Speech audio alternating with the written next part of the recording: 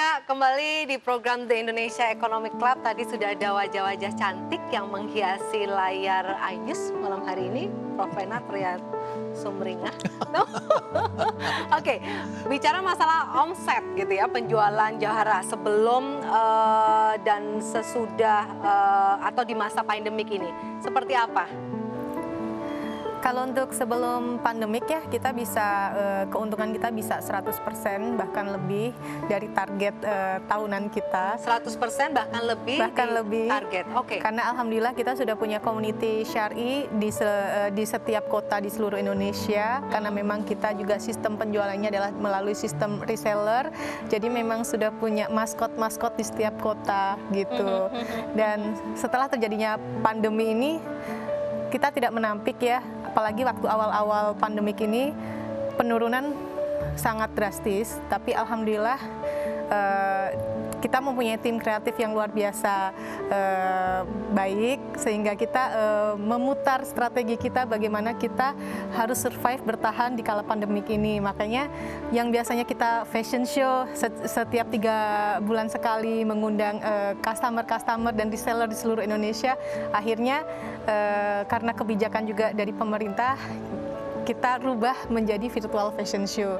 Dan alhamdulillahnya sejak kita memberanikan diri untuk menerapkan virtual fashion show setiap 3 bulan sekali ini, berangsur-angsur membaik, terjadi peningkatan lagi omsetnya. Oke, ini bahkan sudah rutin dilakukan. Benar tadi seperti yang Prof. Vena katakan, strategi yang memang harus dilakukan, dan Anda sudah menentukan strategi itu 3 bulan sekali sudah pasti akan ada fashion show virtual. Betul. Oke, kalau boleh tahu penjualan sebelum COVID, apakah memang door to door atau tadi reseller ya tentunya, tetapi apakah online juga digital online seperti itu?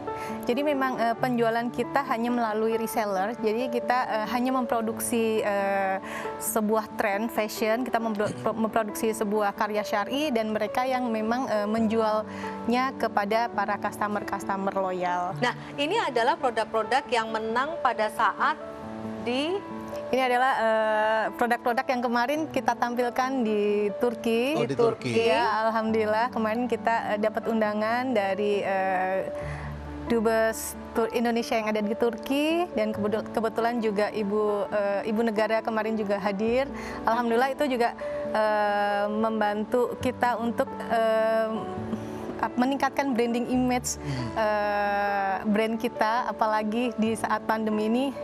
Kita sangat membutuhkan ya peningkatan branding image supaya customer itu tetap trust dan percaya sama kita. Oke, tapi mungkin bisa diceritakan sedikit apa yang menjadi favorit kalau dengan mungkin cuttingnya atau model, kan kalau saya lihat beberapa 3 ini berbeda, ada yang ornamen dikombinasi dengan bordir, ada plisket dan lain sebagainya. Betul.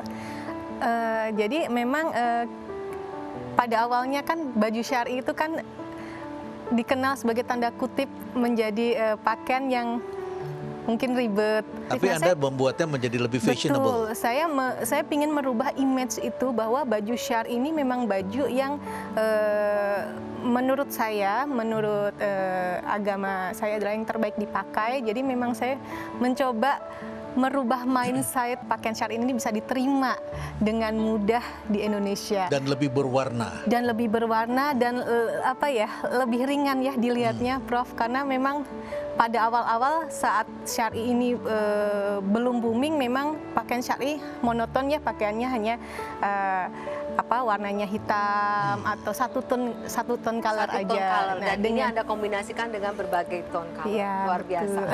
Baik, kita akan melihat seperti apa cara dan warga yang nekat pergi mudik, termasuk menggunakan jasa travel gelap, mengesampingkan berbagai resiko tentunya yang ada demi bisa pulang ke kampung halaman. Berikut liputan tentang travel gelap yang berhasil diamankan oleh kepolisian.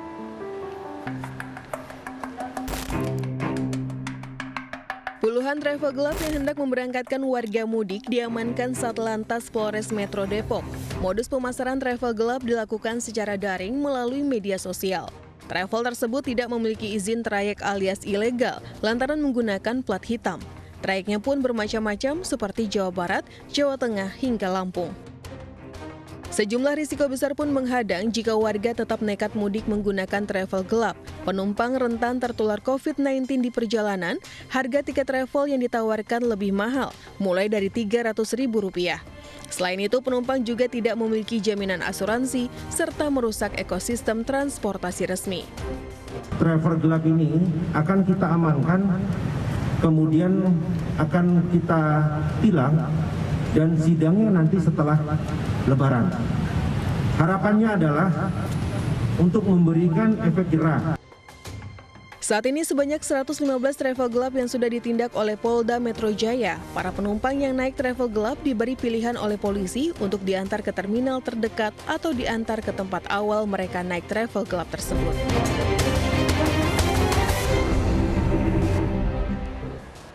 Ya, jadi tadi sempat disinggung Prof. Renat, sepertinya Prof sudah ini nih, Sudah apa tahu membaca dulu arahnya membaca seperti apa. Ya. Merespon dari travel gelap ini, apakah Anda sendiri merasa dirugikan?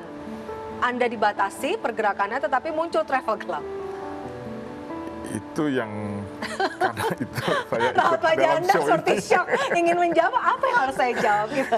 Karena jujur aja kami kan pengusaha transportasi ini sudah lama Bu, yang ikut aturan pemerintah udah puluhan tahun, malah kalau Sinajaya sudah hampir 40 tahun dari sejak tahun 1982. Jadi kami sudah mengikuti aturan pemerintah dan tentunya kami dengan adanya usia yang udah cukup lama pasti patuh dengan aturan pemerintah.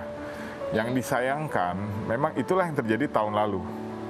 Tahun lalu, waktu kami stop operasi, terjadilah pergerakan penumpang dari angkutan resmi ke angkutan ilegal. Saya ngatakan ilegal saja deh Bu, karena kan ada yang plat hitam, ada yang kuning, tapi izinnya nggak sesuai, dan juga tidak pakai prokes. Itu yang terjadi Bu. Termasuk kami juga membantu tahun lalu, Prof, pemerintah memulangkan dari rest area dengan bus kami ke Pulau Gebang.